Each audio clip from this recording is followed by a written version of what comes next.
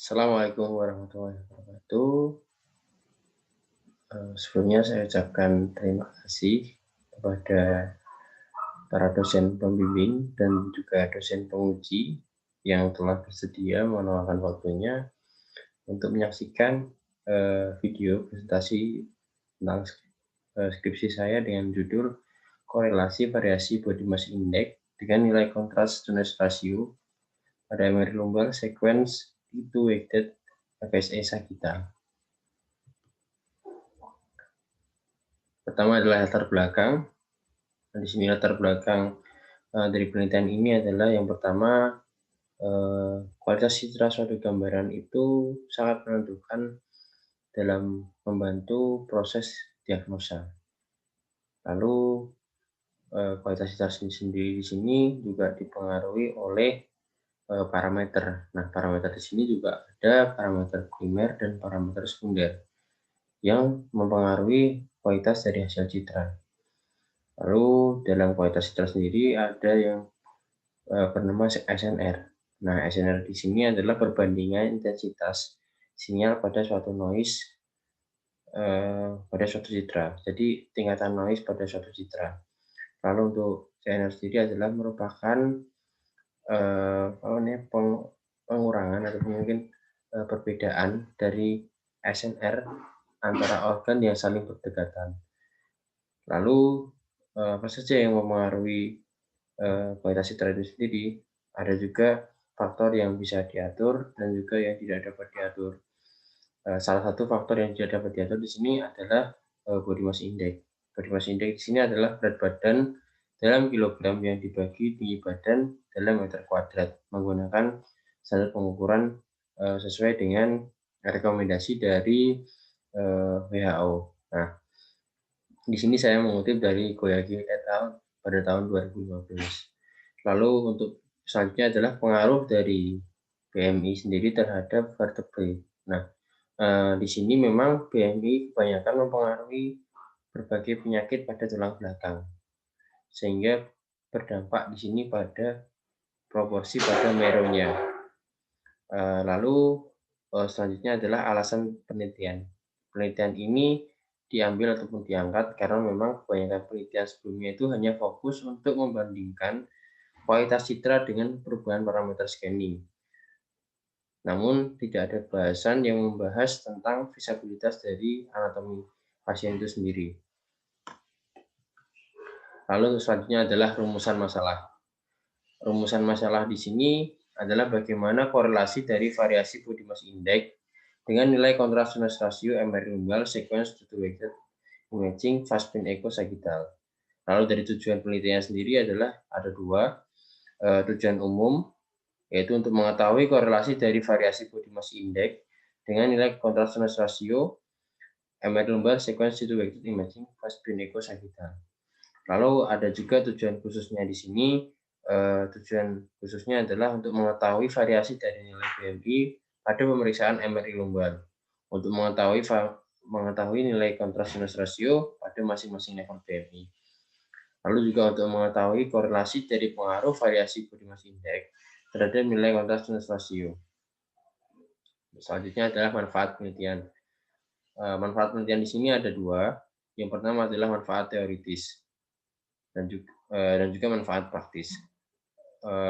Manfaat teoritisnya sendiri di sini adalah sebagai studi literatur bagi sivitas akademika dan praktisi tentang korelasi dari body mass index terhadap nilai kontras ratio citra MRI lumbar sequence itu weighted imaging fast-spin echo sagittal.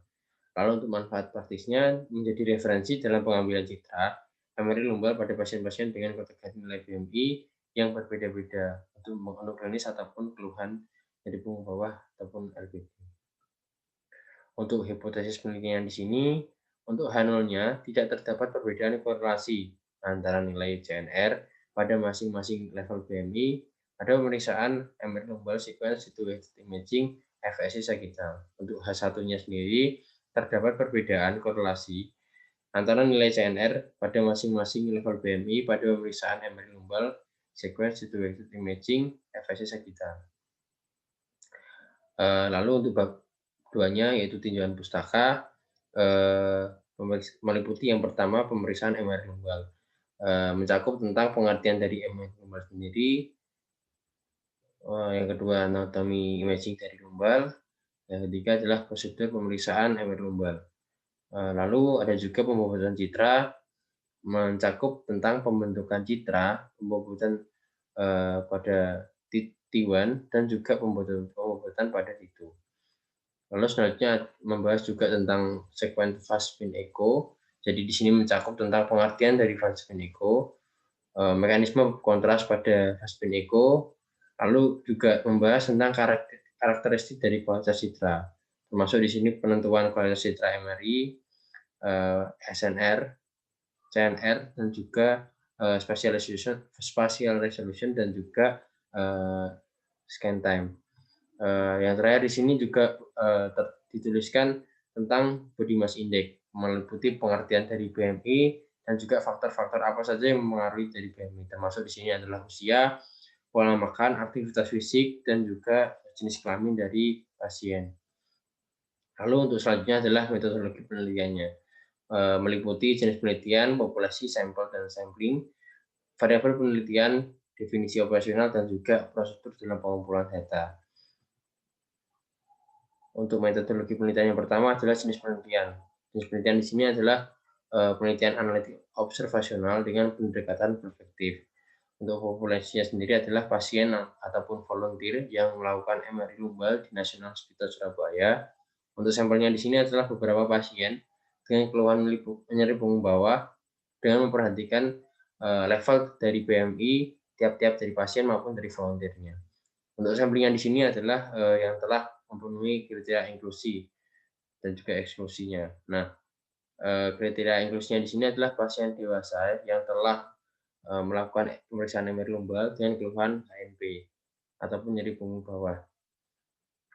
Lalu pasiennya juga harus kooperatif. Lalu untuk kriteria eksklusinya di sini adalah pasien dengan post metastasis pada area lumbal, pasien dengan post trauma lumbal, pasien dengan hipofisis area lumbal yang luas, dan juga pasien dengan tumor pada area lumbal.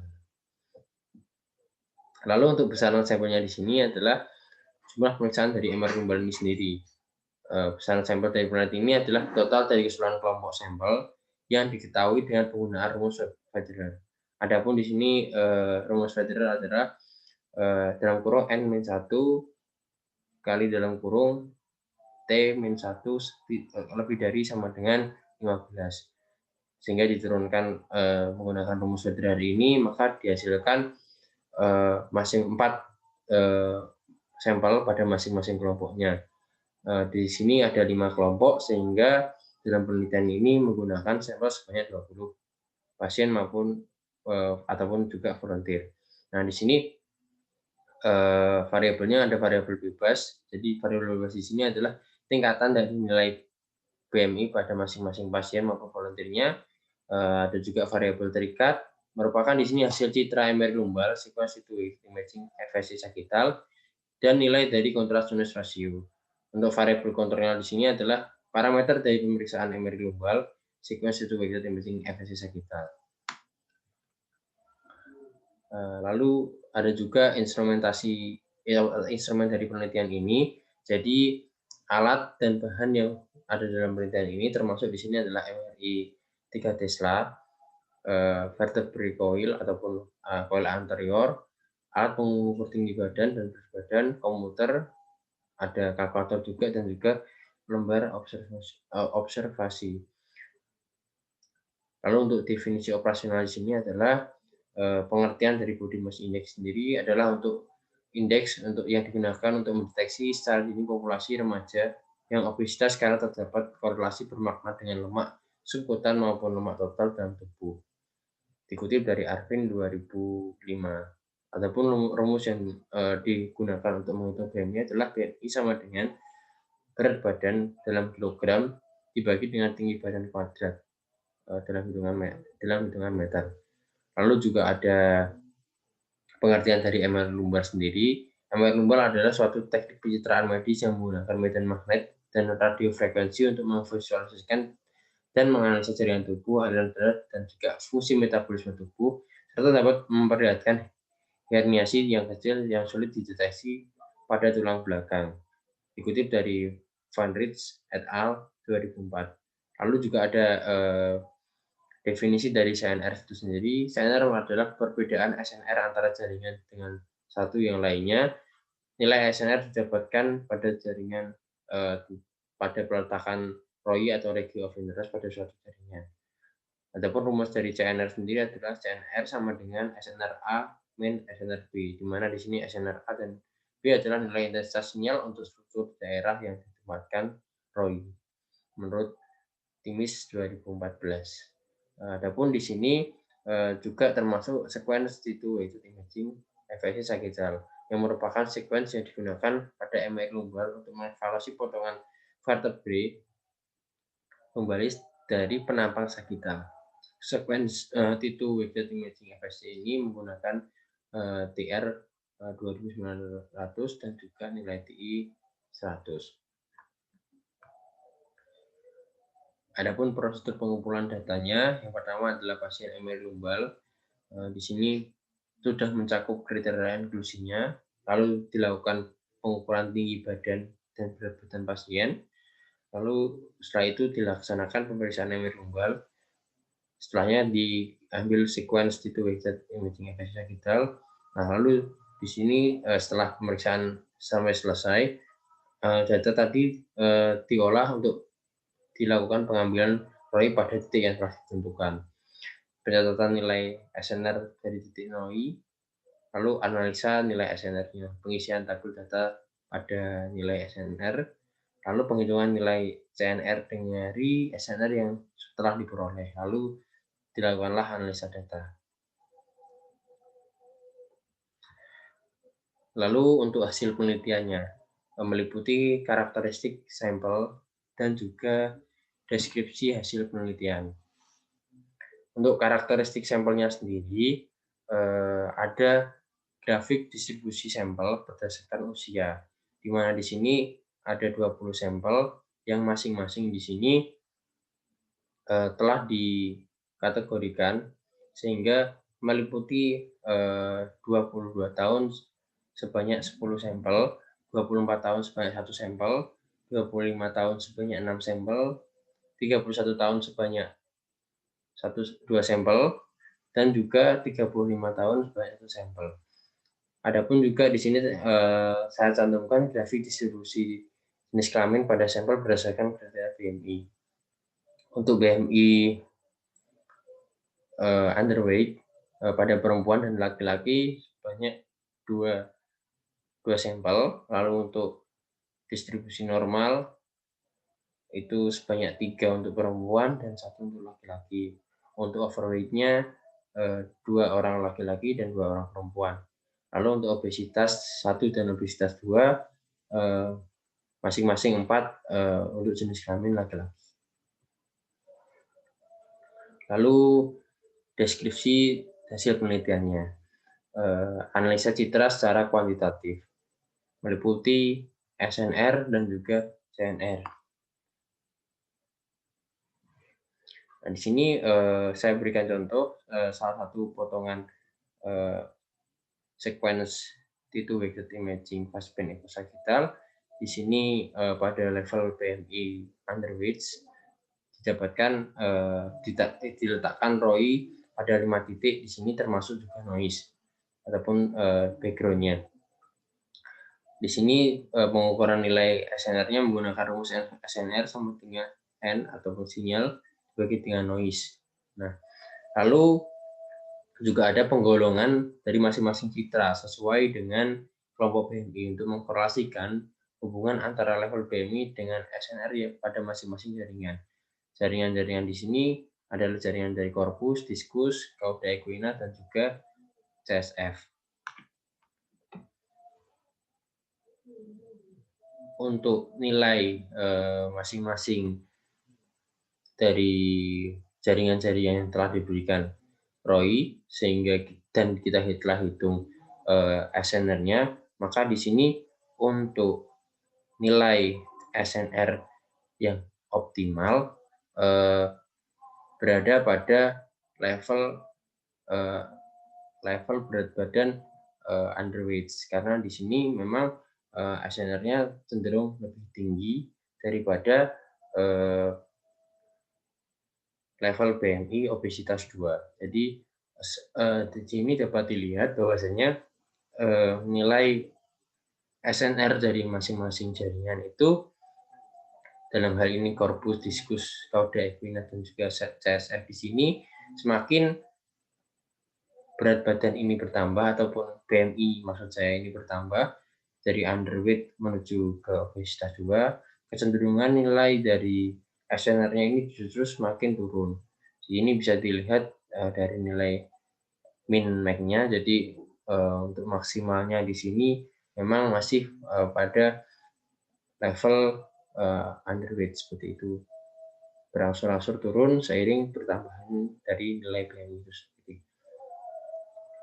Lalu untuk rata hasil dari SNR sendiri bisa dilihat di sini dalam tabel ini yang juga diturunkan dalam bentuk grafik bahwasanya untuk nilai dari korpus sendiri paling tinggi diduduki oleh level BMI underweight untuk korpus, diskus, cauda equina maupun juga dari CSF-nya.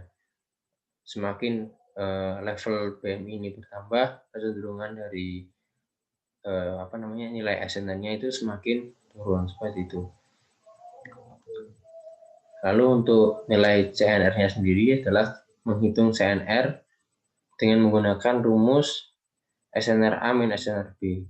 Selisih antara SNR dihitung adalah antara lain dari CSF dikurangi dengan korpus, CSF dikurangi dengan diskus, CSF dikurangi dengan cauda equina, diskus dikurangi cauda equina, diskus dikurangi korpus, lalu korpus dikurangi dengan cauda equina.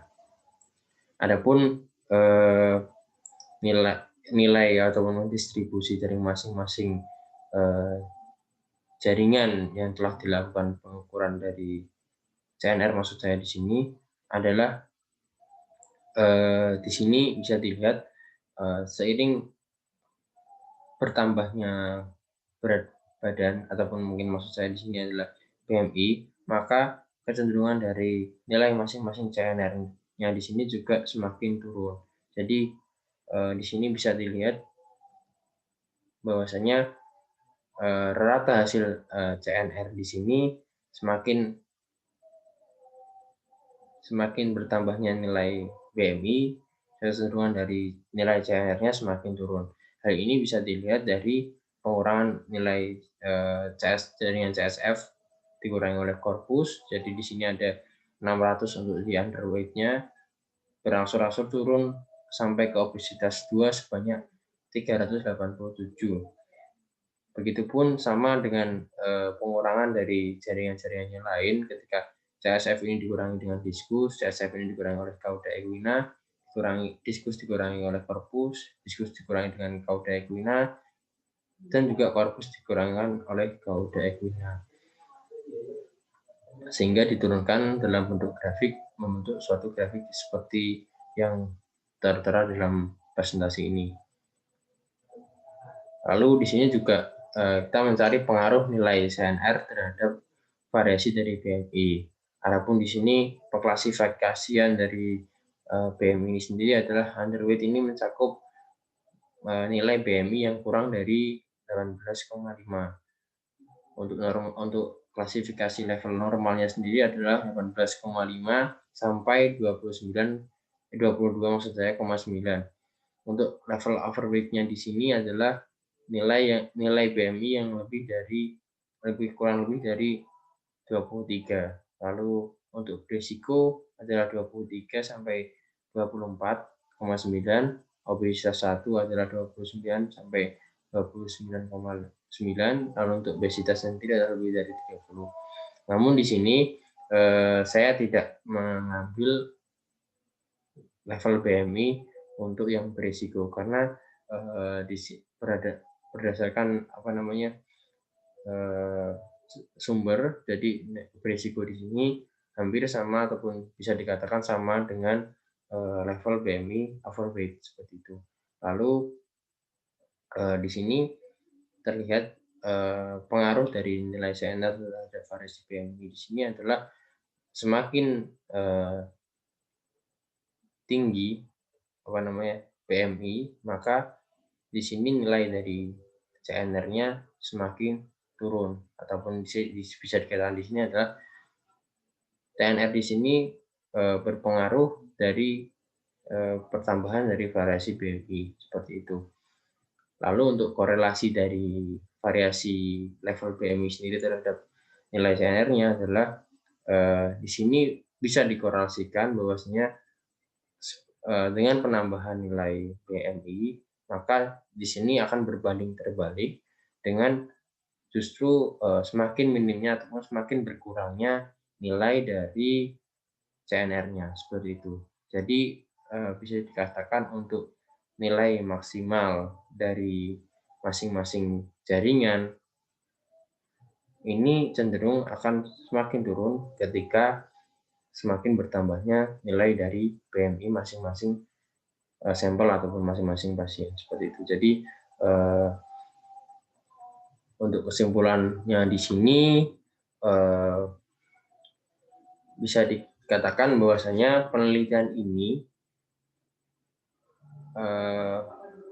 dapat disimpulkan bahwa semakin bertambahnya nilai BMI, justru di sini akan semakin membuat nilai CNR ini turun.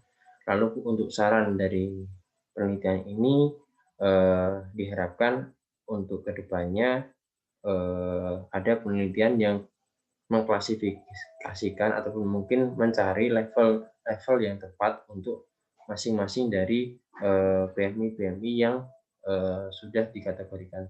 Jadi harapannya di sini peneliti menyarankan untuk ke depan akan ada penelitian yang meneliti tentang berapa sih sebenarnya nilai maksimal ataupun mungkin parameter maksimal yang digunakan pada sequence T2 weighted imaging FSI ini pada level-level BMI yang sudah ditentukan. Jadi di sini bisa dikategorikan mungkin ataupun bisa digolongkan juga tiap-tiap nilai BMI itu punya parameter yang bisa disesuaikan sesuai dengan besaran dari nilai BMI. Karena selama ini memang cenderungan dari beberapa rumah sakit itu hanya menginput ataupun mungkin memasukkan nilai dari berat badan di sini. Karena padahal di sini ternyata berat badan yang tinggi pun belum bisa menjadi acuan karena memang di sini tinggi badan juga sangat mempengaruhi dari besaran dari nilai BMI-nya itu sendiri. Saya rasa sekian. Terima kasih sudah menyaksikan presentasi skripsi dari saya. Kurang lebihnya mohon maaf. Saya akhiri. Wassalamualaikum warahmatullahi wabarakatuh.